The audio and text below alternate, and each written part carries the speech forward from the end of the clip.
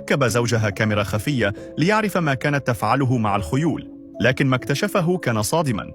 انتقلت ستيلا وزوجها كاو مؤخراً إلى مزرعة صغيرة وهادئة في الريف، وكان كل شيء يبدو مثالياً في البداية. لكن بعد فترة لاحظ كاو سلوكاً غريباً من زوجته، خصوصاً في تعاملها مع أحد الخيول. كانت تقضي ساعات طويلة برفقته، بل إنها ذات مرة تركت عشاء عائليا فقط لتذهب إلى الحظيرة.